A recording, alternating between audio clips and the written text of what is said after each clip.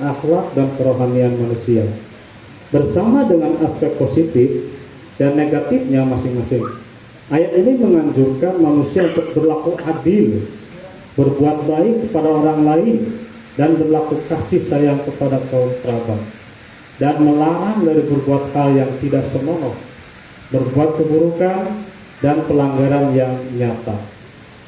Keadilan mengandung arti bahwa seseorang harus memperlakukan orang lain seperti ia diperlakukan oleh mereka.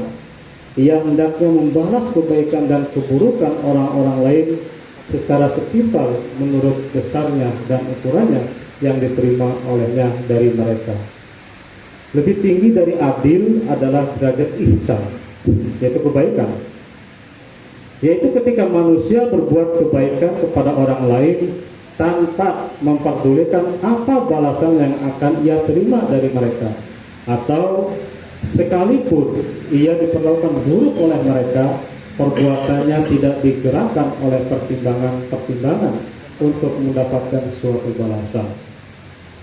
Pada derajat perkembangan alam terakhir dan tertinggi ialah ita izil kurba, artinya berkasih sayang dan memberi seperti kepada kerabat. Seorang mukmin sejati diharapkan untuk berlaku baik terhadap orang lain, bukan sebagai balasan atas suatu kebaikan yang diterima dari mereka, dan bukan juga karena mempertimbangkan berbuat lebih baik dari kebaikan yang ia peroleh, melainkan untuk berbuat kebaikan yang ditimbulkan oleh dorongan alami, seperti ia berbuat baik kepada orang-orang yang mempunyai hubungan darah yang dekat sekali. Keadaan pada derajat ini sama seperti keadaan seorang ibu yang menyusui anak, yang mencintai anaknya itu berdasarkan pada dorongan alami dan fitrati. Ketika orang mukmin mencapai derajat ini, perkembangan akhlaknya menjadi sempurna. Inilah 3 tingkatan akhlak yang merupakan aspek positif dari perkembangan akhlak manusia. Nah, jadi Huzur Khalifatul Masih yang kedua, beliau menyampaikan bahwa perkembangan akhlak manusia itu ternyata ada beberapa tingkat, yaitu di sini disebutkan 3 tingkat. Yang pertama itu berlaku adil. Ya, jadi berlaku adil itu ya setimpal apa yang kita berbuat baik, ya, mereka berbuat baik sama kita, itu adil. Apa yang mereka berbuat jahat, kita juga bisa melakukannya, itu juga adil. Namun di tingkat selanjutnya itu adalah ihsan, itu berbuat baik. Nah, ketika kita melakukan perbuatan baik itu, kita tidak mengharapkan imbalan baik dari mereka. Ya, kita terus saja berbuat baik, ya, kepada siapapun tanpa ada niat imbalan. Kemudian derajat yang ketiga ini adalah ita izin kurbatnya, memberikan kasih sayang kepada siapapun, dan ini juga tanpa memandang siapapun. Jadi ya terus saja melakukan kasih sayang kepada siapapun, dan ini derajat yang sangat tinggi sekali berkenaan tentang moral. Kemudian ada juga 3 aspek negatif yang dijelaskan oleh ayat tadi, yaitu di sini Huzur menjelaskan atau menafsirkan perbuatan yang tidak boleh dilakukan, yaitu yang pertama adalah faksa, yaitu perbuatan yang tidak senonoh. Kemudian mungkar, perbuatan yang nyata, dan baik, yaitu pelanggaran yang keji. Nah, di sini dijelaskan bahwa faksa berarti keburukan yang hanya diketahui oleh pelakunya, dan mungkar berarti kejahatan yang juga melihat dan dikecam oleh orang lain meskipun mereka mungkin tidak mengalami kerugian secara langsung atau hak mereka tidak dilanggar karenanya.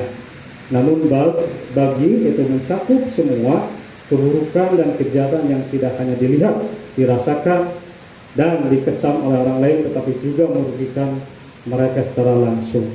3 kata sederhana ini mencakup semua keburukan. Nah, jadi yang tadi disebutkan itu adalah fasa, kemudian mungkar, kemudian bagi, ini adalah 3 tingkatan keburukan yang mana kalau misalkan ya ketiga ini dilakukan ya sangat berbahaya sekali seperti itu. Makanya kita berusaha untuk meninggalkan ataupun menghindarkan sifat-sifat negatif seperti ini. Hadirin hadirat sidang jalsa salanah yang berbahagia. Kemudian Di dalam pidato ini juga saya akan menyampaikan berkenaan tentang solusi akhir zaman, yaitu pengutusan dari Hadrat Masih Salam dan Imam Mahdi alaihissalam. Hadrat Rasulullah juga menubuatkan bahwa ketika kemerosotan moral atau akhlak melanda dunia Islam di akhir zaman, Allah Ta'ala akan mengutus Imam Mahdi dan Al-Masih yang dijanjikan.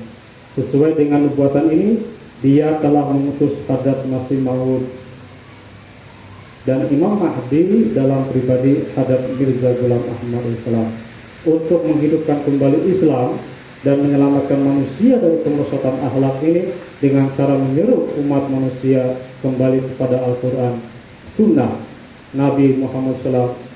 Melalui beliau, Jemaat Muslim Ahmadiyah telah didirikan dan telah dilanjutkan di bawah naungan lembaga khilafah dengan misi untuk memperbaiki keadaan moral atau akhlak dan juga kerohanian umat manusia. Nah, jadi memang pada saat kondisi ini, yaitu solusi akhir zaman ini, yang untuk mengakhiri kemerosotan moral itu memang dibutuhkanlah seorang Imam Mahdi di akhir zaman ini ataupun Al-Masih yang dijanjikan. Nare takbir, Allahu Akbar. Jasa Salanah Kaltangsel, Islam Ahmadiyah, Ghulam Ahmad Ki, Nare takbir, Allahu Akbar. Bapak Ibu hadirin hadirat sidang jalsah yang berbahagia. Kemudian Hadrat Masih Salam bersabda bahwa Allah Ta'ala telah mengutusku ke dunia supaya aku menarik orang-orang yang telah jauh dari Tuhan kepada petunjuk-petunjuknya yang suci dengan cara yang santun, akhlak mulia dan lemah lembut, lalu dengan nur yang telah Dia berikan kepadaku. Aku menjadikan orang-orang melangkah di atas jalan itu dengan sinar terangnya. Kemudian beliau salam juga bersabda, untuk inilah aku telah diutus, yaitu supaya aku memperkuat keimanan dan memperlihatkan bukti keberadaan wujud Allah Ta'ala kepada manusia. Sebab kondisi keimanan setiap bangsa sudah menjadi sangat lemah dan kehidupan alam akhirat hanya dianggap sebuah kisah belaka. Setiap manusia dengan keadaan amalnya tengah memberitahu bahwa dirinya sedemikian rupa menempatkan keyakinan, keagungan dan martabat kepada dunia, dan dia sedemikian rupa bergantung terhadap sarana-sarana duniawi ini, dan ia sama sekali tidak yakin dan bergantung terhadap Allah Ta'ala dan alam akhirat. Dia di lidah mereka banyak mengungkapkan keyakinan kepada Allah Ta'ala, tetapi hati didominasi oleh kecintaan dunia. Jadi aku diutus supaya zaman kebenaran dan zaman keimanan itu datang kembali, serta agar ketakwaan timbul di dalam kalbu. Terdapat dalam Kitabul Bariyah Rohani Hazain jilid 13. Nah, jadi memang sangat jelas sekali bahwa diutusnya Hadrat Masih Salam ke dunia ini, yaitu di akhir zaman ini, hanya semata-mata untuk mengembalikan moral dan untuk mengembalikan keimanan umat manusia dan ketakwaan di dalam jalan Allah Ta'ala. Kemudian saya sampaikan kembali bahwa pada kesempatan kali ini, dengan penuh kerendahan hati, saya ingin mengundang secara terbuka kepada seluruh saudara muslim untuk mendengarkan seruan dan nasihat dari imam zaman ini, agar bersama-sama kita dapat menerapkan ajaran moral Islam yang luhur guna membalikkan kemerosotan moral yang sedang dihadapi bangsa kita. Nah, jadi memang sangat perlu sekali, dan ini bagian tugas kita semua sebagai warga Ahmadi, itu untuk senantiasa menampilkan moral yang baik, akhlak yang baik di tengah-tengah masyarakat kita. Karena apa?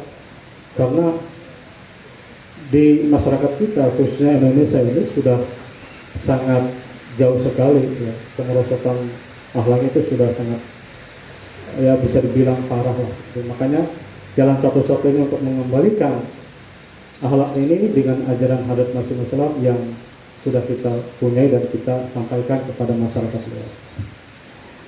Bapak Ibu hadirin hadirat sidang Jalsa yang berbahagia. Kemudian saya akan sampaikan berkenaan langkah praktis menanggulangi kemerosotan moral. Alhasil sekali lagi saya menekankan bahwa Islam telah mengajarkan kepada kita semua bahwa penanggulangan kemerosotan moral merupakan tanggung jawab bersama yang menuntut tindakan nyata pada berbagai tingkatan kehidupan seorang muslim dan mukmin. Pada tingkat individu, setiap mukmin disuruh untuk memperbarui kehidupan rohaninya melalui sholat yang dawam, doa yang tulus, tilawat dan telah kitab suci Al-Quran, zikir kepada Allah dengan penuh perenungan, pengorbanan harta di jalan Allah, dan bertobat dengan hati yang penuh ketulusan, dengan keyakinan kuat bahwa takwa ataupun kesadaran akan Allah akan memperoleh keteguhan moral. Pada tingkat komunitas atau kelompok, masjid, lembaga atau institusi keagamaan dan organisasi kemasyarakatan harus berfungsi sebagai pusat bimbingan moral, pendidikan, dan dukungan sosial. Ini harus menjadi corong pemersatu bangsa, bukan malah menjadi pemecah belah masyarakat. Kaum muda harus dibina dalam lingkungan yang membuat mereka merasa dihargai dan didukung. Sementara para ulama dan pemimpin masyarakat harus berani menyuarakan kebenaran, menentang ketidakadilan, dan mempromosikan persatuan. Pada tingkat kepemimpinan negara, keadilan harus tetap menjadi fondasi stabilitas nasional. Keadilan harus ditegakkan secara merata, tidak pilih kasih, dan bisa memberikan keputusan atau perintah yang memberikan manfaat untuk masyarakat secara umum. Masyarakat akan tumbuh berdasarkan moral dan sosial yang baik apabila para pemimpinnya menjunjung tinggi keadilan, akuntabilitas, transparansi, dan kasih sayang. Kemerosotan moral atau akhlak bukanlah sesuatu yang tidak bisa dihindarkan.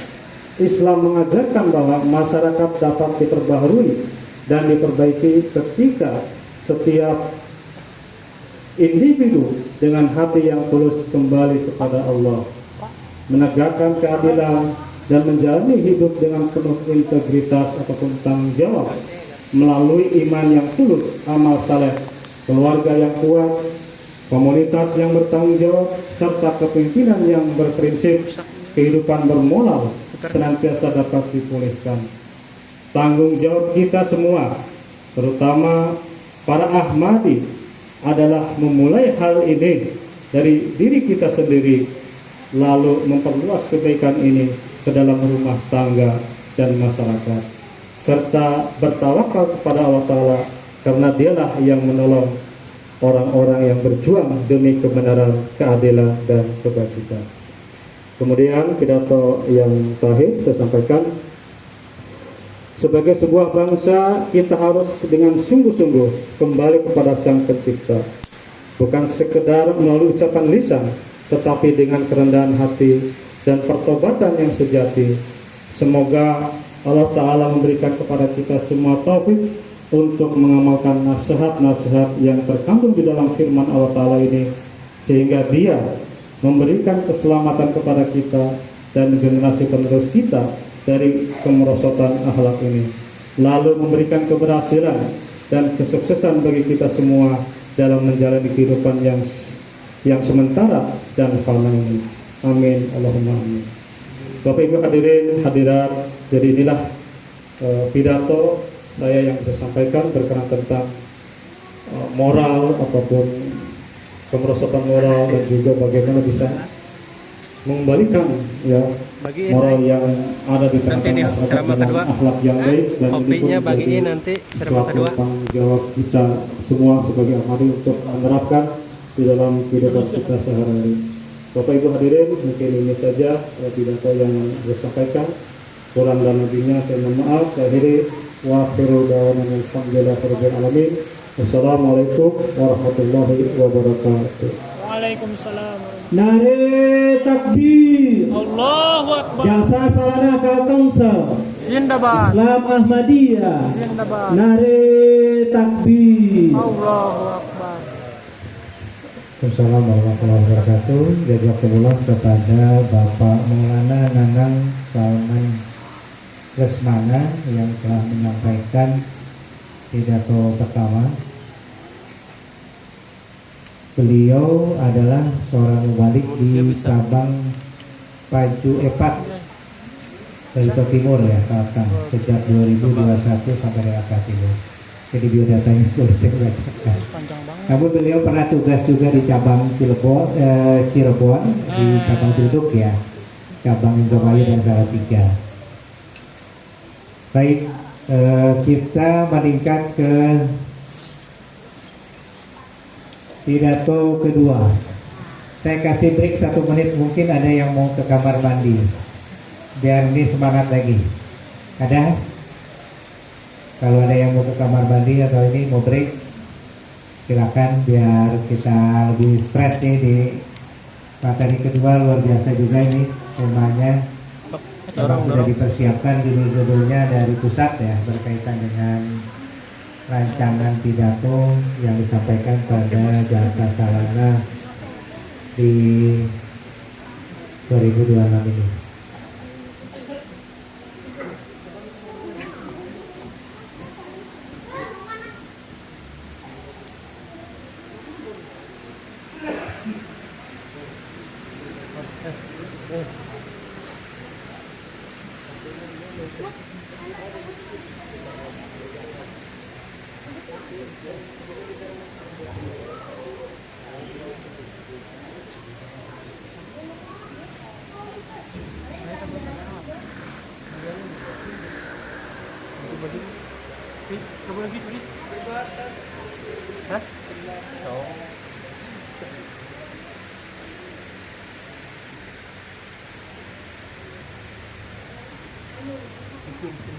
Baik, kita akan lanjutkan pidato kedua tentang keruntuhan nilai-nilai keluarga serta dampaknya terhadap moralitas bangsa.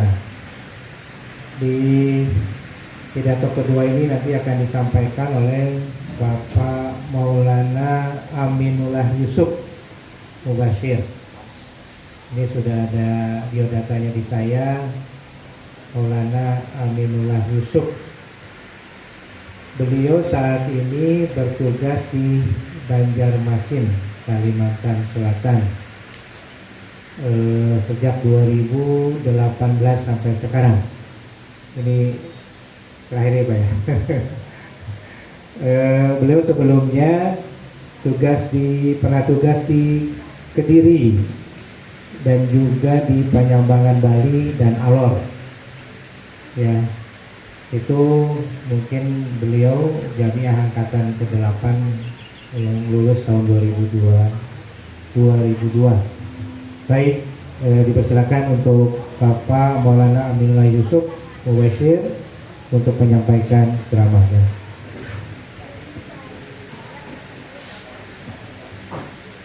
Waktunya sama 30 menit.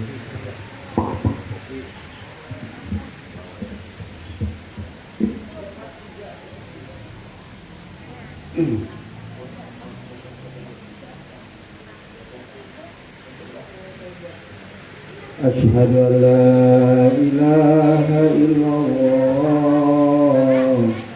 wahdahu la syarika lah wa asyhadu anna Muhammadan abduhu wa rasuluh. Amma ba'du, fa'udzu billahi minasy syaithanir rajim. Bismillahirrahmanirrahim.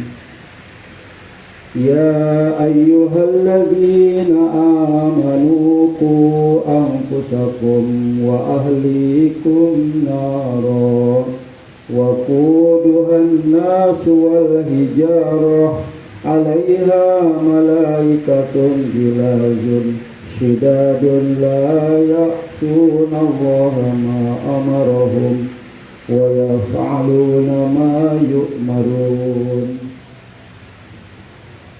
Bapak-bapak, ibu-ibu, hadirin sidang jalsah yang berbahagia, terutama kepada Bapak Sekretaris Taklim yang pada saat ini hadir di tempat kita di jalsah mewakili Bapak Amir yang saya hormati, dan juga Bapak Amirda Kalsel yang juga saya hormati. Assalamualaikum warahmatullahi wabarakatuh. Waalaikumsalam. Baiklah, pertama-tama marilah kita menyampaikan puji syukur kita kehadirat Allah Subhanahu wa taala, yang mana pada hari ini kita memulai jalsah yang penuh keberkahan ini adalah salah satu acara dari Hadrat Masih Maud alaihi salam yang kita diberikan karunia untuk hadir untuk melaksanakan acara yang mulia ini. Tentunya di hari yang berberkah ini, bapak-bapak, ibu-ibu, tidak lupa kita terus selama 3 hari ini agar kita mendapatkan keberkahan dari Allah Ta'ala. Teruslah kita menyampaikan sholawat dan salam kepada junjungan kita yang mulia, Nabi besar Muhammad Mustafa Sallallahu Alaihi Wasallam. Dan kita doakan juga bahwa pada hari ini jalsah salanah nasional yang diadakan di berbagai titik, salah satunya diadakan di Palangkaraya, Kalteng, yang kita saat ini laksanakan. Mudah-mudahan Allah Ta'ala senantiasa memberikan kemudahan, kelancaran sampai selesai. Amin. Baiklah, bapak-bapak, ibu-ibu yang saya muliakan, alhamdulillah dengan karunia Allah Subhanahu wa taala, pada hari ini saya mendapatkan amanah dari Bapak Panitia untuk menyampaikan satu judul yang tadi sudah disampaikan berkaitan dengan keruntuhan nilai-nilai keluarga. Ya. Keruntuhan nilai-nilai keluarga dan dampaknya terhadap moralitas bangsa. Jadi sebenarnya penyampaian tadi mirip-mirip saja. Namun saya sampaikan di sini adalah naskah yang diberikan oleh atau yang telah disusun oleh pusat untuk disampaikan di dalam jalsah. Bapak-bapak, ibu-ibu yang saya muliakan, dalam ayat suci Al-Quran, Allah Ta'ala tadi yang saya bacakan, Allah Ta'ala berfirman dalam surah At-Tahrim ayat 7. Allah Ta'ala berfirman yang artinya, wahai orang-orang yang beriman, wahai orang-orang yang beriman, peliharalah dirimu dan keluargamu dari api neraka yang bahan bakarnya adalah manusia dan batu. Ya, sangat mengerikan ya. Jadi kita disuruh Allah Ta'ala memelihara keluarga kita karena supaya selamat dari api neraka, karena bahan bakarnya manusia dan batu. Yang mana neraka itu adalah penjaganya adalah malaikat-malaikat yang keras dan tegas, yang tidak pernah mendurhakai Allah terhadap apa yang Dia perintahkan kepada mereka dan selalu mengerjakan apa yang diperintahkan. Nah, ini bapak-bapak, ibu, arti dari surah At-Tahrim ayat 7 yang memberikan sinyal kepada kita agar kita selalu memberikan perlindungan atau pengamanan kepada keluarga kita agar jangan sampai menurunkan atau menjauhkan nilai-nilai yang baik. Bapak-bapak, ibu-ibu yang saya muliakan, keluarga adalah madrasah pertama ya untuk setiap anak, atau sekolah pertama di keluarga itu sekolah pertama untuk setiap anak. Nah ini, jadi keluarga itu adalah madrasah pertama setiap anak. Dari di dalam keluarga itu juga seorang anak belajar mengenal Allah, ya, dari lingkungan keluarga seorang anak akan mengenal Allah. Dari keluarga juga seorang anak dapat menghormati orang tua, ya. Dari keluarga juga seorang anak dapat berkata jujur, bersikap santun, ya, dan menyayangi sesama. Jadi karena itu lemah atau kuatnya, ya, sebuah bangsa sangat dipengaruhi oleh kuat atau lemahnya keluarga. Jadi sebuah bangsa itu akan menjadi kuat apabila di keluarga itu sudah menjadi kuat. Jadi kalau kita melihat pada saat ini, masa sekarang ini, banyak sekali tantangan untuk setiap keluarga, tantangan di dalam diri kita. Mulai dari kesibukan orang tua, ya, pengaruh media sosial tadi sudah disebutkan, budaya yang tidak sesuai dengan nilai agama, serta kurangnya komunikasi dalam keluarga itu dapat menyebabkan memudarnya nilai-nilai keimanan, kasih sayang, tanggung jawab, dan saling menghormati. Nah itu ya Bapak-bapak Ibu. Jadi nilai-nilai keluarga akan runtuh, ya, maka dampaknya akan terasa di masyarakat. Bapak-bapak Ibu hadirin sidang jalsa yang berbahagia.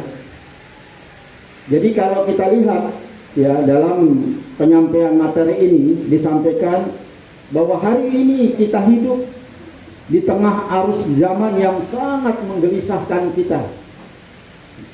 Ketika dunia sekuler mengukur kemunduran suatu bangsa hanya dari indikator-indikator materi seperti merosotnya ekonomi atau keretakan politik, kita selaku anggota jemaat yang telah berbaiat di tangan imam zaman diajarkan untuk memandang jauh dalam lubuk spiritual. Jadi kalau di satu bangsa dilihatnya bangsa itu maju atau mundur dilihat dari ekonominya, dilihat dari politiknya. Tapi kita diajarkan dalam jemaat jauh ke depan secara rohani, secara spiritual. Apabila spiritualnya runtuh atau nilai-nilai moralnya runtuh, maka bangsa itu akan menjadi runtuh. Lalu disampaikan kerusakan moralitas makro yang kita saksikan melanda bangsa hari ini. Kebohongan, korupsi, hilangnya rasa malu, hingga akhlak di kalangan pemuda, merosotnya akhlak di kalangan pemuda, sesungguhnya adalah akibat langsung dari rapuhnya benteng pertahanan pertama, yaitu runtuhnya nilai-nilai di dalam keluarga. Nah ini Pak, yang menyebabkan kenapa anak-anak muda, kenapa orang-orang saat ini, ya karena tidak sudah menjauh dari Allah Ta'ala, karena di dalam keluarganya, ya, sudah mulai mengalami keruntuhan. Lalu dalam kehidupan sehari-hari kita lihat, ya, kita lihat bagaimana seseorang dalam kehidupannya mengamankan, contohnya mengamankan sebuah rumahnya, pasti dilakukan pengamanan yang sangat ketat. Mulai pagarnya ditinggikan, dipasang CCTV, ya, dipasang pengaman yang lain. Demi apa? Supaya rumahnya aman, ya. Nah, jadi memang wajar kalau hal ini dilakukan oleh seseorang untuk mengamankan rumahnya. Satu contoh. Jadi untuk itu salah satu melindungi bangunan rumahnya. Maka kita semua dapat membayangkan betapa jauh lebih besar usaha yang dibutuhkan untuk melindungi sebuah keluarga agar tidak mengalami kehancuran. Tentu kita pun dalam keluarga harus mempunyai benteng-benteng atau perlindungan-perlindungan tadi. supaya keluarga tidak mengalami keruntuhan. Selama beberapa generasi kita lihat keluarga telah menjadi ruang kelas pertama, seperti tadi saya sampaikan, madrasah pertama, tempat kita belajar tentang makna menjadi manusia. Di dalam keluarga lah kita mengenal kasih sayang, tanggung jawab, rasa hormat, empati dan disiplin. Namun dalam beberapa waktu terakhir, fondasi institusi yang sangat penting ini telah melemah. Jadi saat ini dampak dari nampak sekali kelihatan, ya, institusi yang penting ini sudah mulai melemah di setiap keluarga. Kekuatan dalam keluarga sudah melemah. Jadi sebagaimana ayat yang tadi dibacakan di awal dari surah At-Tahrim, yang mana Allah Ta'ala memerintahkan, ya, tadi sudah saya sampaikan terjemahkan, Allah Ta'ala memerintahkan orang-orang beriman untuk melindungi diri mereka, ya, untuk melindungi diri mereka sendiri dan keluarga mereka dari api neraka. Apa yang dimaksud di sini? Mengandung dua bentuk, ya, mengandung dua bentuk penderitaan, ya. Api neraka ini artinya dua bentuk penderitaan. Yang pertama, penderitaan yang timbul akibat runtuhnya nilai-nilai keluarga. Jadi jangan sampai keluarga kita ini runtuh nilai moralnya, ya. Itu yang diamanahkan dalam ayat tadi, supaya kita memelihara keluarga kita dari api neraka. Yang kedua, penderitaan berupa hukuman di akhirat karena gagal meraih keridhaan Allah Ta'ala. Kemerosotan nilai-nilai keluarga seringkali mengakibatkan hilangnya bimbingan bagi generasi muda. Anak-anak semakin sedikit belajar dari interaksi langsung. Bisa kita lihat di keluarga kita masing-masing. Anak-anak semakin sedikit belajar dari interaksi langsung, ya, interaksi antar langsung, ya, dan semakin banyak belajar dari layar gadget mereka. Percakapan yang dahulu terjadi di meja makan kini digantikan oleh keheningan, keterasingan, atau oleh hiruk-pikuk dunia maya.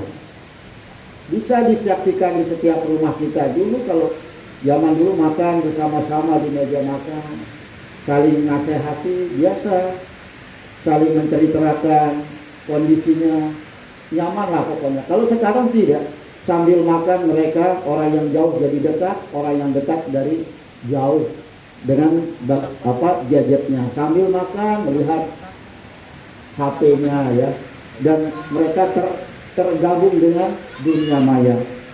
Tanpa dukungan yang kuat di rumah, banyak anak mencari bimbingan dari dunia luar yang seringkali menawarkan pengaruh-pengaruh yang lebih mengedepankan keegoisan daripada kasih sayang, kepuasan instan daripada kesabaran, serta kemudahan daripada komitmen.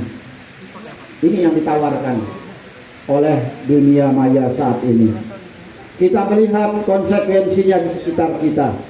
Meningkatnya angka kriminalitas, ya, ini akibatnya ketika keluarga sudah mulai lemah. Meningkatnya angka kriminalitas, penyalahgunaan zat adiktif atau narkoba, hilangnya rasa hormat terhadap orang yang lebih tua, menurunnya empati, serta kebingungan umum tentang apa yang benar dan apa yang salah. Semua ini adalah persoalan moral, namun seringkali bermula dari persoalan keluarga. Nah, ini mulainya dari keluarga semua itu. Perlu ditegaskan bahwa ini bukanlah upaya untuk menyalahkan keluarga-keluarga tertentu. Jadi bukan untuk menyalahkan memang keluarga-keluarga tertentu, bukan, melainkan untuk menyadari adanya tantangan secara kolektif, tantangan bagi kita bersama. Suatu masyarakat hanya akan sekuat nilai-nilai moral yang dijunjungnya. Nilai-nilai moral tidak tumbuh dalam ruang hampa, ya. Nilai-nilai moral dalam keluarga tidak tumbuh di ruangan hampa. Nilai-nilai moral tumbuh di dalam rumah melalui hubungan antar manusia serta melalui teladan kasih sayang dan tanggung jawab yang konsisten. Al-Quran suci dengan jelas menetapkan, ya, di sini Allah Ta'ala juga menyampaikan, Al-Quran suci dengan jelas menetapkan pernikahan sebagai fondasi ilahi dalam membangun keluarga. Islam menegaskan bahwa keluarga adalah pilar utama masyarakat kita. Keluarga membentuk identitas kita, membangun karakter kita, dan menanamkan nilai-nilai yang membimbing perbuatan kita. Nabi Muhammad SAW mengajarkan bahwa keluarga bukan sekedar struktur sosial, melainkan sebuah institusi ilahi yang ditetapkan oleh Allah. Jadi keluarga ini madrasah atau sekolah yang ditetapkan oleh Allah Ta'ala. Ya, jadi sangat sungguh luar biasa. Pelajaran pertama bagi setiap anak atau kelas pertama untuk setiap anak yang didirikan sendiri oleh Allah Subhanahu wa Ta'ala. Dalam konteks ini, apabila prinsip-prinsip pernikahan yang ditetapkan Islam dijalankan dengan kesungguhan dan ketakwaan, maka pernikahan akan menjadi kokoh. Semakin kokoh dan berhasil suatu pernikahan, maka semakin kuat pula masyarakat, baik secara sosial maupun moral. Keluarga adalah madrasah pertama bagi anak-anak kita. Penanaman nilai-nilai kepada anak-anak dimulai dari keluarga, dari ayah dan ibu. Nilai-nilai kejujuran, kesabaran, kedisiplinan, kerja keras, kepedulian, empati, pengorbanan, dan nilai-nilai ajaran Islam lainnya disemai dan ditanamkan di dalam diri anak-anak, dimulai dari keluarga. Nare takbir. Allahu Akbar. Jasa Sarana Indonesia 2026. Zindabad. Jasa Sarana Palangkaraya. Zindabad. Nare takbir. Allahu Akbar. Pengorbanan dan nilai-nilai ajaran Islam lainnya disemai dan ditanamkan di dalam diri anak-anak mulai dari keluarga, dari ayah dan ibu. Itu yang menjadi patokan seorang anak, ayah dan ibunya. Kita sebagai orang tua, sebagai ayah, sebagai ibu, memiliki tanggung jawab yang besar untuk memberikan tarbiyat kepada anak-anak kita, sehingga nilai-nilai ini tertanam di dalam diri anak-anak kita. Jika nilai-nilai ini tertanam dalam diri anak-anak kita dan mereka mengamalkannya dalam kehidupan nyata, dalam pergaulan bermasyarakat, maka nilai-nilai kebaikan semakin akan meluas dan memberikan dampak yang baik bagi masyarakat, bangsa dan negara. Dalam mengingatkan ini mengenai tanggung jawab tarbiyat kita, Rasulullah SAW bersabda, kullu mauludin yuladun alal fitrah fabawahu yuhawidanihi au yunassiranihi au yumajjisanihi, yang artinya setiap anak dilahirkan di atas fitrah atau dilahirkan dalam keadaan suci. Kedua orang tuanya lah yang menjadikannya Yahudi, Nasrani atau Majusi. Nah, ini Rasulullah SAW bersabda seperti itu. Anak itu pada dasarnya lahir dalam keadaan suci bersih, tapi orang tuanya lah yang menjadikannya mau seperti apa. Ya, mau seperti apa orang tuanya lah. Disinilah peran daripada keluarga. Dalam beberapa tahun terakhir, kita menyaksikan sebuah kecenderungan yang mengkhawatirkan, yaitu tergerusnya nilai-nilai keluarga. Faktor-faktor seperti perubahan sosial yang cepat, tekanan ekonomi, serta pengaruh teknologi memiliki kontribusi yang besar terhadap pergeseran ini. Dengan melemahnya ikatan keluarga, kita menghadapi krisis moral yang berdampak pada individu maupun komunitas. Akhlak atau huluk disebutkan, sebagaimana Masih Maud alaihissalam didefinisikan oleh beliau adalah keadaan di mana seorang menundukkan kemampuan alami, keinginan dan dorongan-dorongan dirinya di bawah kendali dan aturan, serta menggunakan pada waktu dan tempat yang semestinya. Jadi yang disebut akhlak itu adalah keinginan-keinginan seseorang yang diletakkan tepat pada tempatnya. Itu yang disebut dengan akhlak dalam buku filsafat ajaran Islam. Lalu Al-Quran Suci mengajarkan kita empati atau merasakan apa yang dirasakan orang lain. Itu empati. Kasih sayang dan kebaikan kepada anggota keluarga. Allah Ta'ala berfirman, wattaqullaha alladzi tasa'aluna bihi wal arham. Dan bertakwalah kepada Allah dengan namanya kamu saling meminta, dan peliharalah hubungan kekeluargaan. Surah An-Nisa ayat 41. Jadi diperintah untuk kita saling menciptakan kekeluargaan di antara keluarga. Ayat ini menunjukkan prinsip dasar nilai-nilai keluarga. Berbuat baik kepada anggota keluarga memiliki kedudukan yang sangat penting, hingga dengannya seseorang dapat meraih keridhaan Allah Ta'ala.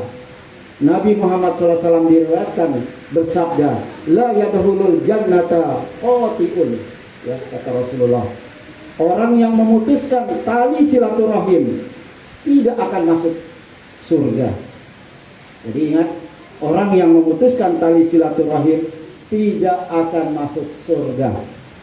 Hazrat Masih Maud alaihissalam memberikan peringatan keras kepada para pengikutnya, kepada kita sebagai orang Ahmadi. Beliau bersabda, barang siapa tidak menghormati orang tuanya dan tidak menaati mereka dalam semua perkara yang tidak bertentangan dengan Al-Quran, serta lalai dalam menghikmati mereka dengan sungguh-sungguh, maka ia bukan termasuk golonganku. Dan barang siapa tidak memperlakukan istrinya serta kerabat istrinya dengan kelembutan dan kebaikan, maka ia bukan termasuk golonganku. Dalam buku Bahteranu halaman 33. Jujur lalu menjelaskan, nilai keluarga yang penting lainnya adalah kejujuran dan rasa hormat. Setiap masyarakat yang kehilangan kejujuran dan rasa hormat akan terjerumus ke dalam kekacauan dan pengkhianatan. Meningkatnya praktik kecurangan dalam bisnis produk, ya, kecurangan dalam usaha dan berbagai kebutuhan sehari-hari telah merenggut nyawa banyak orang yang tidak bersalah. Nabi Muhammad SAW bersabda, man ghassana falaysa minna. Barang siapa melakukan kecurangan, maka ia tidak termasuk golongan kami. Di Ibnu Hibban halaman 326. Lalu Hadrat Masih Maud alaihissalam juga bersabda, setiap suami yang berlaku hianat terhadap istrinya, setiap suami yang berlaku hianat terhadap istrinya, dan setiap istri yang berlaku hianat terhadap suaminya, bukanlah bagian dari jemaatku. Bahteranu halaman 33. Ini nasihat bagi kita semua. Lalu runtuhnya kepercayaan dalam keluarga, khususnya antara suami dan istri, dapat mencerminkan krisis kepercayaan yang lebih luas dalam masyarakat, yang pada akhirnya berpotensi menimbulkan perpecahan sosial dan melemahnya solidaritas jemaat. Sikap acuh terhadap agama dan kebajikan, ini yang perlu kita renungkan. Ini merupakan persoalan yang sangat serius dan menjadi kekhawatiran jemaat di masa kontemporer ini, di masa saat ini. Sebagian keluarga Ahmadi tidak lagi memberikan perhatian yang memadai terhadap nilai-nilai religiusitas dan ketakwaan, mulai melemah. Ya, ini makanya kita dinasihatkan karena di dalam keluarga mulai merosot atau mulai melemah nilai-nilai keagamaan. Pernikahan yang menjadi landasan utama dalam membangun keluarga dan masyarakat telah diabaikan di sebagian rumah tangga Ahmadi. Jadi pernikahan sudah diabaikan di dalam rumah tangga Ahmadi. Para orang tua bersikap tidak peduli terhadap hubungan pernikahan anak-anak mereka, sehingga sebagian menikah di luar jemaat.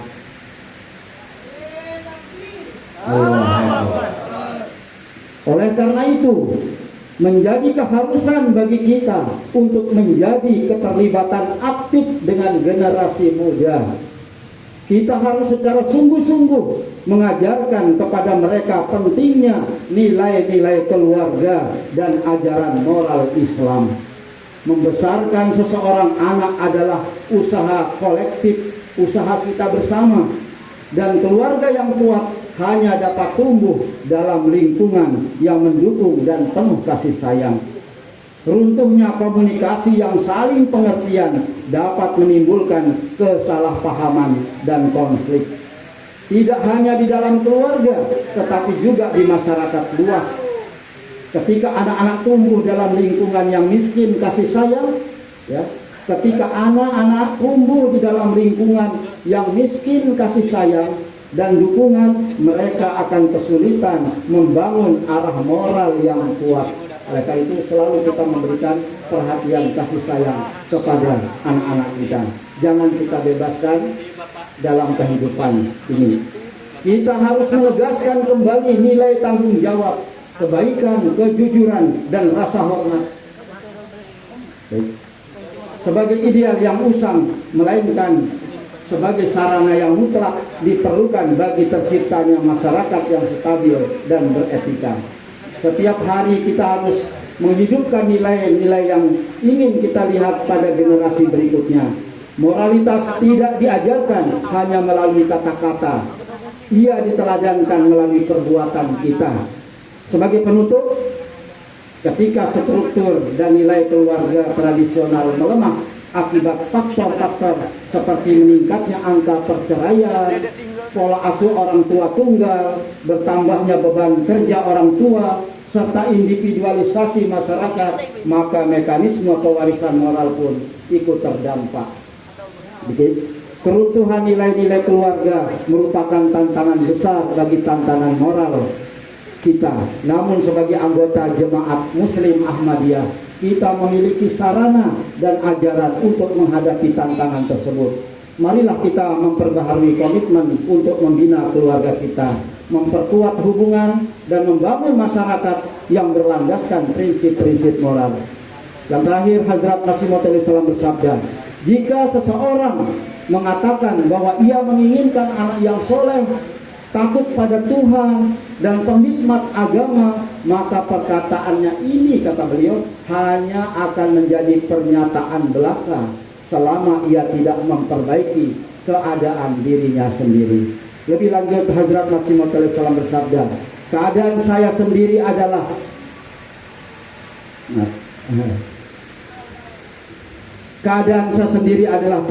tidak ada sholat yang di dalamnya saya tidak berdoa untuk kawan-kawan, anak-anak, dan istri saya. Banyak sekali orang tua yang mengajarkan kebiasaan-kebiasaan buruk kepada anak-anaknya. Pada masa permulaan, ketika anak-anak itu mulai belajar melakukan keburukan, orang tua tidak memperingatkan mereka. Akibatnya hari demi hari mereka semakin berani dan tidak takut melakukan keburukan. Sabda Hadrat Masih Maud ini patut kita renungi bersama-sama dan kita jadikan sebagai kompas penunjuk arah dalam membangun nilai-nilai tarbiyah dan keluarga kita, sehingga kita dapat menanamkan nilai-nilai yang tidak hanya akan memperkuat keluarga kita, tetapi juga menuntun pada terwujudnya dunia yang lebih adil dan penuh kasih sayang. Semoga Allah Ta'ala menganugerahkan taufik kepada kita untuk dapat menunaikan tugas ini. Amin. Demikianlah Bapak-bapak, Ibu-ibu, ceramah yang dapat saya sampaikan. Terakhir saya mengutip sabda dari Hadrat Ali bin Abi Thalib radhiyallahu ta'ala anhu, semua yang kamu lakukan akan kembali kepadamu. Karena itu lakukanlah hanya kebaikan. Mudah-mudahan kita selalu melakukan kebaikan. Akhir jawabannya alhamdulillahirabbil alamin. Assalamualaikum warahmatullahi wabarakatuh. Nare takbir. Allahu Akbar. Jasa Salana Indonesia 2026. Zindabad. Jemaat Muslim Ahmadiyah Indonesia. Zindabad. Nare takbir. Allahu Akbar. Waalaikumsalam warahmatullahi wabarakatuh. Jazakumullah sama saja kepada Bapak Maulana Aminullah Yusuf Mubashir yang telah menyampaikan ceramahnya yang kedua. Bapak Ibu hadirin sekalian, kita masih ada satu pidato lagi. Jadi tetap semangat ya Bapak dan Ibu sekalian. Bertahan 30 menit ke depan. Ada satu pidato yang ketiga yang berjudul dampak destruktif dekadensi moral bagi masa depan negeri. Kesucian diri dalam Islam sebagai jalan menjaga keluarga dan masyarakat. Pidato ini akan disampaikan oleh Bapak Maulana Iman Ahmad Maulana Syahid. Di sini sebelum beliau hadir, saya bacakan profil singkat beliau. Bapak Maulana Iman Ahmad Maulana Syahid, beliau saat ini bertugas di Jemaat Sembamban ya, dari tahun 2022 sampai dengan sekarang. Ini baru ya, baru 3 tahun. Baik, kepada Bapak Maulana Iman Ahmad Maulana Syahid dimohon untuk tampil.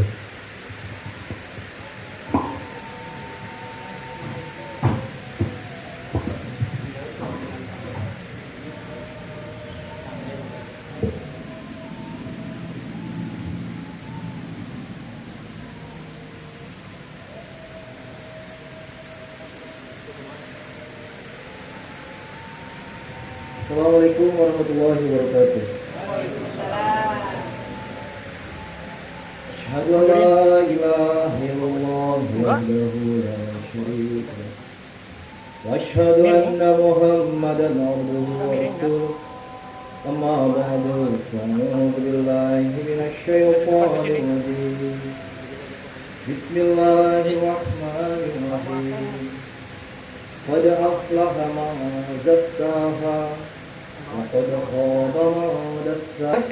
Ketika bapak-bapak ada di perjalanan, niatnya sudah dihitung gitu ya. Di perjalanan ada yang sholat bareng, zikir, sholawat, setibanya di tempat jasa pun zikir, sholawat. Itu kita harus senantiasa memanjatkan doa juga.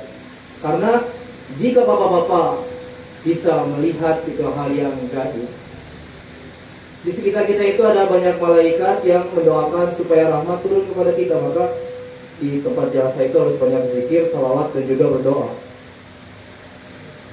Adapun judul pidato yang saya dapat tadi disampaikan oleh Pak Sadri Majelis tentang dampak kehancuran, kemerosotan moral bagi masa depan negeri. Di sini goalnya itu menjelaskan tentang bagaimana kesucian diri dalam Islam sebagai jalan menjaga keluarga dan masyarakat. Nah, jadi di sini di depan ada tema jasa kita, saatnya agama menjadi solusi, bukan sekedar seremonial. Mungkin terciptanya suatu tema ini dikarenakan banyak juga ya orang-orang yang selain Ahmadi di luar sana mempertanyakan tentang, katanya Islam itu hadir katanya, namun tidak memberikan banyak dampak kemajuan maupun segi lahir atau batin, jasmani maupun rohani. Karena orang-orang saat ini sudah dipermudah oleh suatu media gitu ya. Ketika ada suatu keburukan di barat, maka dalam hitungan detik akan sampai ke timur itu dengan begitu cepat, tidak dalam hitungan jam gitu ya. Kalau zaman dulu kan harus lewat telegram dulu, harus lewat merpati mungkin yang mengalami zamannya gitu ya, kisahnya seperti itu. Zaman sekarang jika ada suatu orang dengan jempol yang kurang bertanggung jawab mengirim suatu konten, maka akan sampai dari timur ke barat itu tidak sampai hitungan menit, bahkan detik gitu. Nah jadi banyak di antara tokoh-tokoh agama gitu ya, kita ambil contoh orang-orang muslim yang tidak mencontohkan Islam itu sebagai solusi di akhir zaman itu gitu ya. Jadi bagaimana orang-orang itu akan tertarik jika orang-orang di dalamnya tidak menciptakan kuat kursiah. Apa sih kuat kursiah itu gitu ya? Kuat kursiah itu daya tarik rohani gitu ya. Orang-orang itu tidak terlalu jauh dari masjid tapi sepi karena apa? Karena mungkin di masjid tadi itu tidak ada daya tarik dari antara anggota atau khususnya para pengurus. Tidak menarik ke masjid gitu ya. Di masjid saya diomongin gitu ya tentang kelemahan-kelemahan saya. Di masjid saya dicemooh gitu ya. Jadi bukannya saling melindungi dan menutupi keburukan, malah menyebarkannya.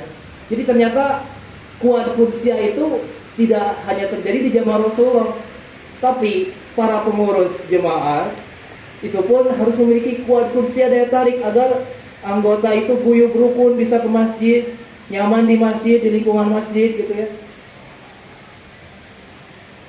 Jadi di sini makanya temanya itu bagaimana Islam itu menjadi solusi, ya khususnya bagi jemaat lah.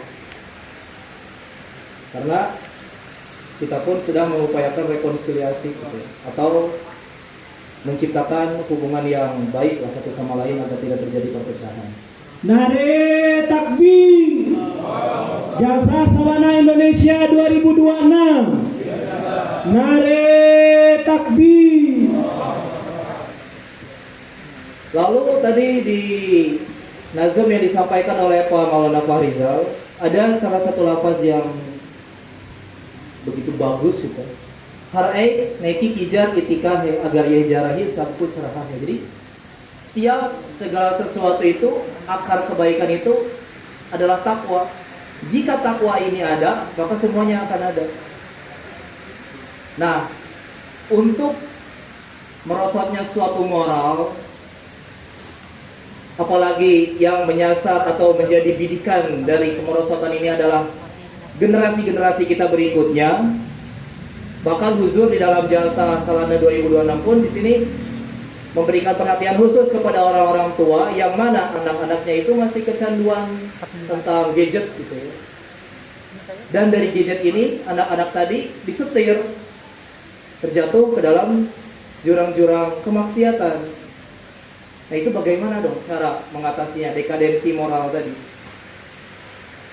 Nah di sini Islam harus menjadi solusi juga, yakni menghadirkan sebuah ketakwaan di dalam setiap rumah. Emang anak-anak ini bisa mencontohkan ke orang tuanya? Bisa. Cuman yang paling besar bisa mencontohkan ini adalah kepala keluarga dan ibu gitu ya, bapak dan ibu. Islam ini menjadi solusi dalam setiap hal gitu. Dalam setiap segi ekonomi, sosial, politik, pedoman kehidupan moral dan akhlak. Itu semua akan tercipta dengan baik ketika dibarengi dengan sebuah ketakwaan. Bahkan disebutkan, saya bertanya tadi gitu ya kepada di internet, mencari-cari referensi, apakah benar Islam itu bisa menjadi solusi atau bahkan menjadi solusi dalam setiap hal sosial, politik, ekonomi, bukan dalam segala hal. Dan ternyata memang Islam itu memiliki suatu kekuatan untuk menjadi pemberi solusi, menjadi role model, menjadi suri tauladan bagi yang lain. Karena apa? Karena Islam menjalani itu semua dengan ketakwaan. Apa itu ketakwaan? Gitu ya. Memang ketakwaan ini apa sih? Dari tadi ketakwaan. Ketakwaan itu gini. Ketika kita melakukan sesuatu, dibarengi di dalam diri kita itu merasa was-was akan kehadiran Allah Subhanahu wa Ta'ala. Orang misalkan jualan di pasar.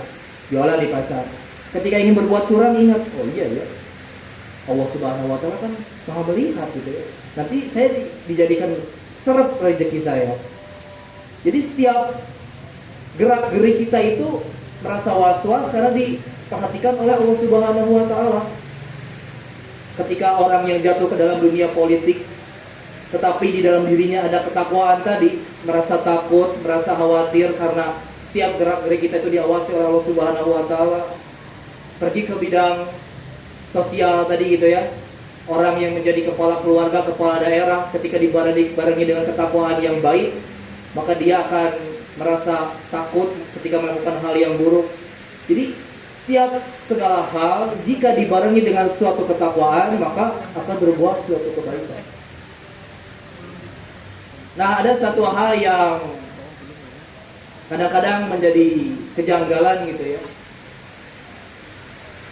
Orang tua yang ada di cabang-cabang yang saya lihat gitu ya, mereka itu banting tulang, pagi-pagi kerja, pulang sore. Ibunya juga ikut kerja misalkan. Nah, terus siapa yang akan membina, yang akan menjadi pengawas terhadap regenerasi kita berikutnya? Kita para orang tua bekerja untuk lahirnya gitu ya, untuk suatu keperluan perut, keperluan pakaian, keperluan fasilitas, tapi kita lupa memenuhi keperluan batin dan rohaninya. Jadi ya sama aja. Jadi kalau ngisi ember mah jadi kayak misalkan ngisi ember yang bolong, bocor, diisi perasaan udah penuh, perasaan udah cukup, makannya udah cukup, dibeliin HP bagus gitu ya, sekolahnya di sekolah favorit, tapi kok masih ada yang kurang, apa rohani dan batinnya itu tidak kita penuhi. Jadi kadang-kadang orang tua tuh sibuk dengan memenuhi hal-hal lahiriah, sedangkan nafkah rohani dan batinnya itu kurang. Dan kadang-kadang ada beberapa orang tua yang menggunakan dalih namanya juga masih anak-anak gitu. Atau misalkan orang tuanya itu gak tega, anak saya harus pergi KPA jauh gitu ya, menempuh ratusan kilo, 200, 300 kilo, 400 kilo. Terus belum jajannya, belum kondisi fisiknya, belum dia suka mabok dan lain sebagainya gitu ya. Emang kita secara manusiawi, manusia gitu ya, makhluk, bahkan hewan pun merasa khawatir terhadap anaknya, begitu juga manusia. Namun si anak ini tuh ada masa balik. Ketika kita mengikuti keinginan dia dan dia belum balik, seperti halnya kita menuruti anak yang menginginkan bara yang berwarna merah gitu kan, menarik tuh. Anak itu pengen itu kita kasih gitu ya, karena sayang, kasihan. Itu akan menjadi suatu pertanyaan juga.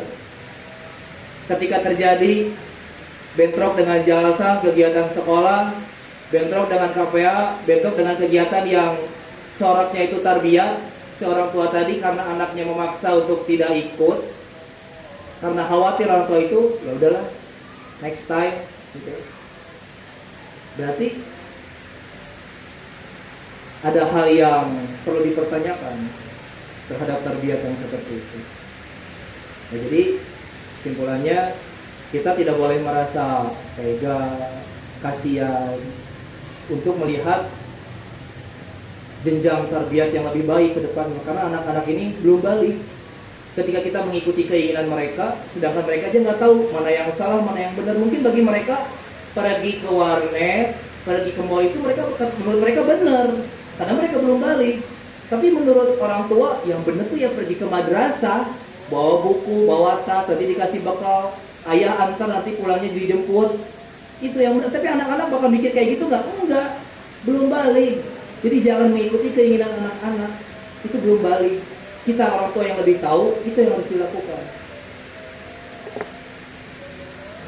Nah, lalu berkenaan dengan dekadensi moral tadi, kembali lagi perlu ada sebuah upaya takwa gitu ya. Karena mau tidak mau, kita yang sekarang masih muda, belum menikah atau yang sudah menikah, suatu saat akan menjadi orang tua dan harus tahu bahwa setiap hal itu harus dibarengi dengan ketakwaan, dengan kekhawatiran bahwa dimanapun kita berada, kemanapun kita bergerak, ada Allah Subhanahu wa Ta'ala.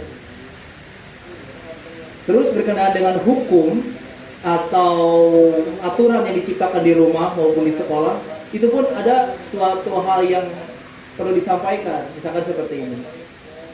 Saya ambil suatu contoh rambut gondrong gitu ya. Menurut bapak-bapak, ibu-ibu, ini bukan sesi tanya jawab juga ya, jawab di dalam hati aja. Jadi rambut gondrong itu akan memengaruhi efektivitas belajar enggak? Enggak. Nah, biasa aja bisa diikat gitu ya. Terus apa sih yang diajarkan? Yang diajarkan itu adalah keitaatan terhadap suatu aturan. Karena apa? Ketika kita sudah terjun di dalam masyarakat, itu tuh kita tidak akan dianggap lagi sebagai namanya juga masih belajar, kalau salah wajar. Enggak. Coba anak tersebut dibiasakan melanggar aturan gitu ya. Ketika dia keluar dan hidup di dalam masyarakat, terus kerja, berbuat salah, ya di PHK, ya disalahkan atas kesalahannya gitu ya, harus mempertanggungjawabkan kesalahannya. Nanti yang ditanyakan apa? Emang kamu sekolah di mana? Sebelumnya dilihat, oh dia sekolah di sini. Atau kalau dia lebih dalam lagi mempertanyakan, emang orang tuanya ngasih tarbiyahnya seperti apa sih? Gitu. Jadi kalau sudah keluar sudah melangkah jauh dari rumah atau sekolah gitu ya, menghadapi dunia yang katanya mah dunia yang sesungguhnya gitu ya. Dia tuh berdiri di atas kaki sendiri, kalau ada apa-apa tuh ya dia yang akan menjadi tanggung jawab atas dirinya gitu. Tidak ada lagi kata namanya juga masih dalam pendidikan, masih sekolah. Sudah tidak ada waktunya berbuat salah lagi. Kalau berbuat salah ya dia harus bertanggung jawab atas kesalahannya. Nanti akan dipertanyakan bagaimana tarbiyah di sekolahnya, bagaimana tarbiyah orang tuanya. Dan kembali lagi, anak-anak itu di dalam usia yang belum balik, maka kita orang tua yang menjadi peran sebagai penjaga. Oh ini yang benar nih, maka harus dibiasakan. Semuanya itu tergantung dengan pembiasaan. Kalau pembiasaannya baik, maka anak tersebut akan baik ke depannya. Biasa dibawa di cerita saya gitu ya. Saya merasa tidak punya hari libur. Senin sampai Sabtu sekolah. Ketika minggunya libur, malamnya dibawa ke masjid. Nangis-nangis juga tetap aja dibawa, dinaikin ke motor di masjid. Di masjid kadang-kadang nggak punya teman gitu ya. Mudah-mudahan acara saya hafal ternyata sendiri. Kadang-kadang ada temennya. Itu dibiasakan selama bertahun-tahun. Ketika ayah saya ikut istimewa nasional, saya dibawa. Ngapain itu dibawa sama kakek-kakek? Tapi lama-lama ya seru aja. Terus Jumatan harus ke masjid, pakai angkot 2 kali. Pokoknya setiap kegiatan Jumat itu dibawa selalu ke masjid. Setelah kita besar, kita balik, baru kita sadar, oh ini maksudnya tarbiyat yang hendak ayah saya sampaikan tuh maksudnya ini.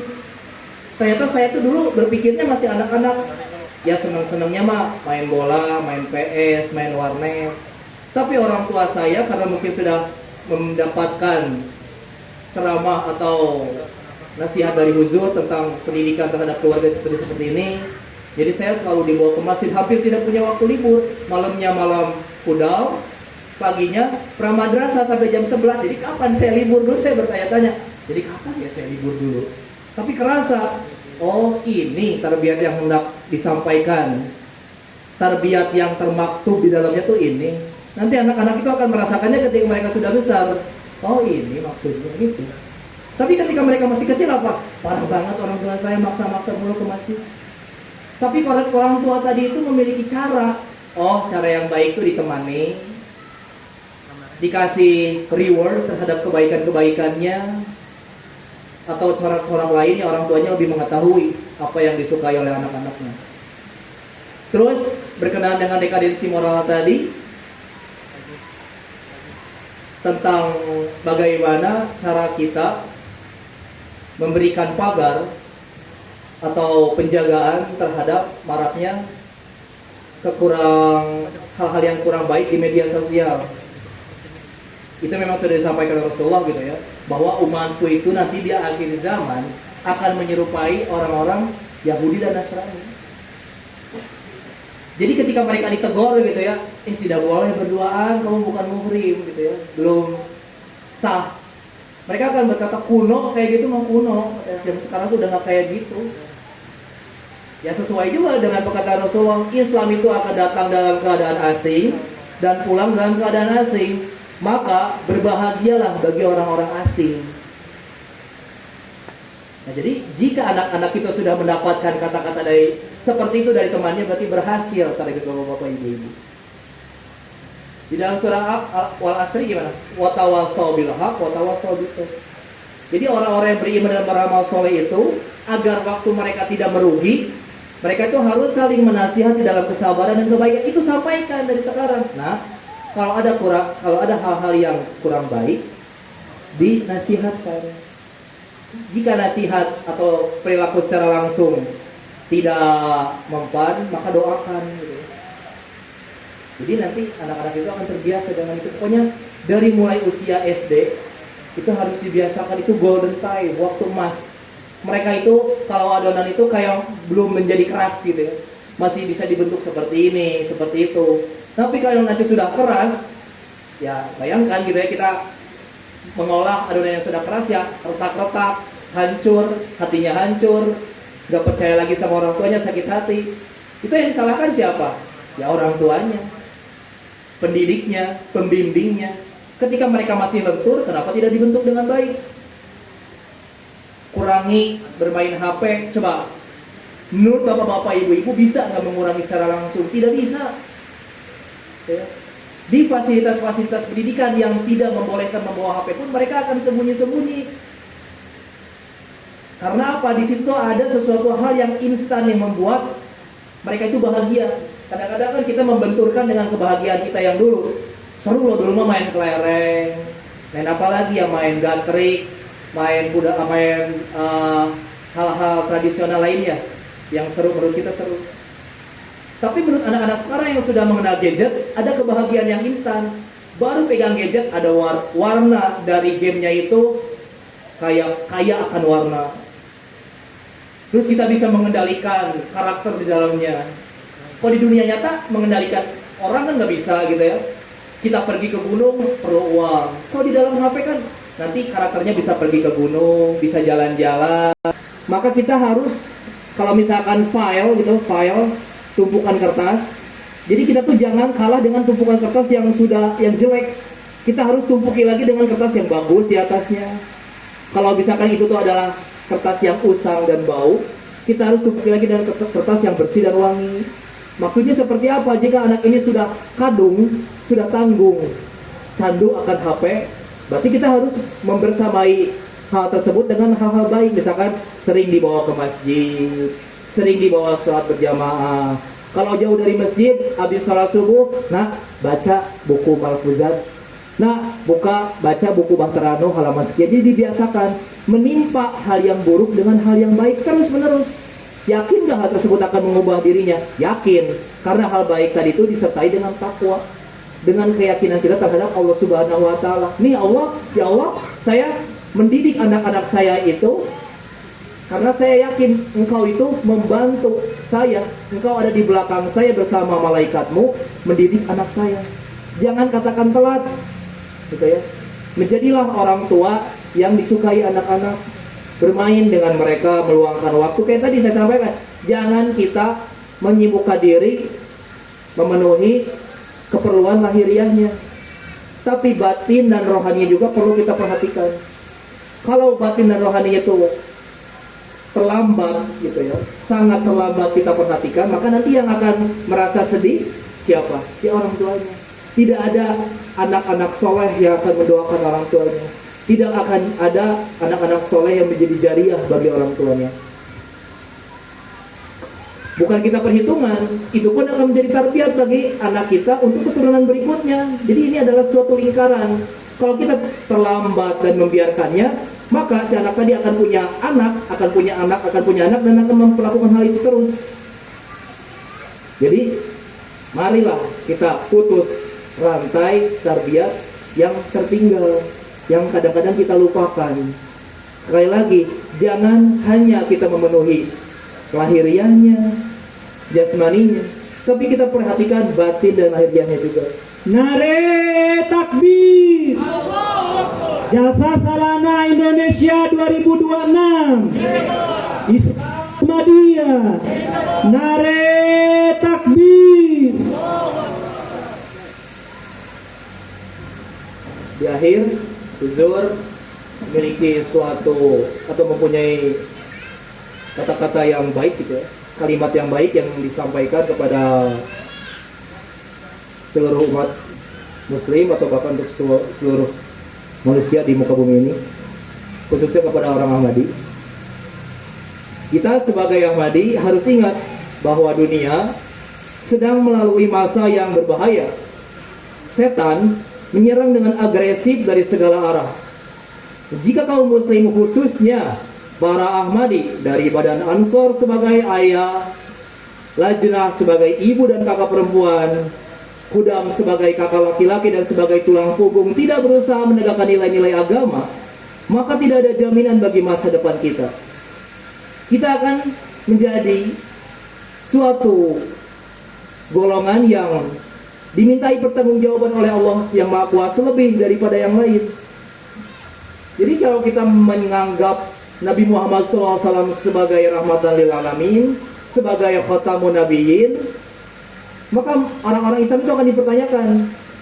Katanya kamu pecinta Nabi Muhammad, katanya Islam adalah agama yang sempurna, tapi kenapa kamu berlaku seperti ini? Kenapa kamu tidak sebarkan kepada orang lain?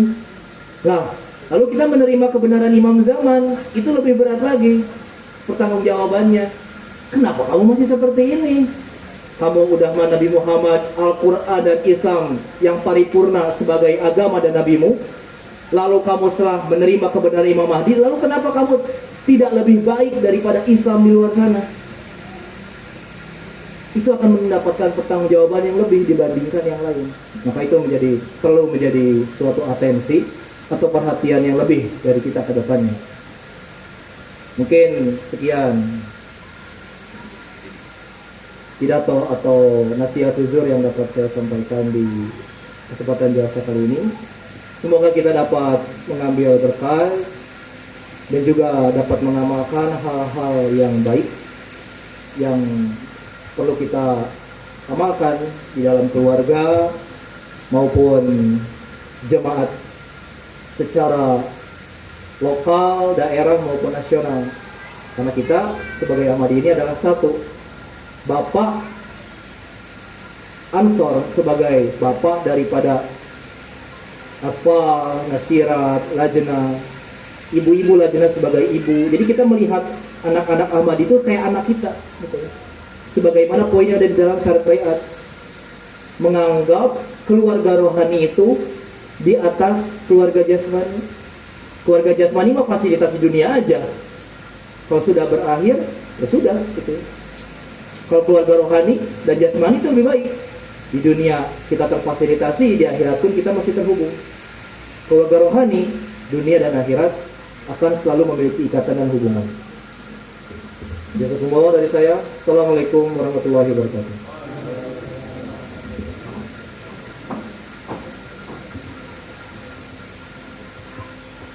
Jazakumullah khairan jaza.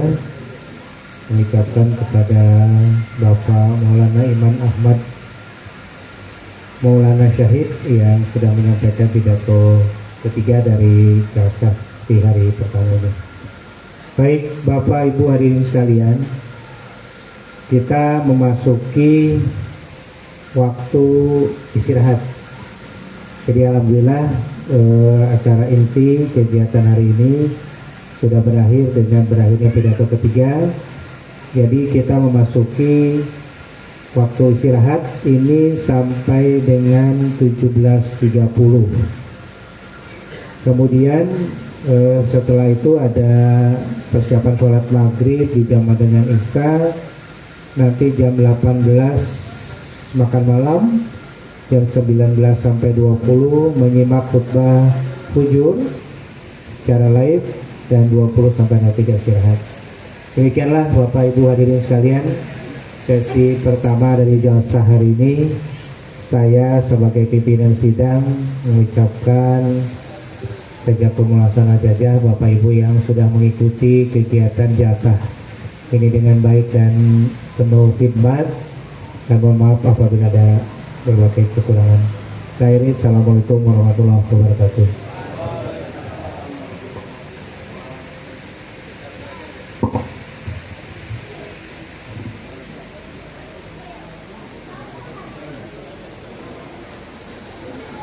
langsung istirahat Bapak-bapak atau ya silakan Bapak dan Ibu sekalian, ini waktu istirahatnya sudah ini.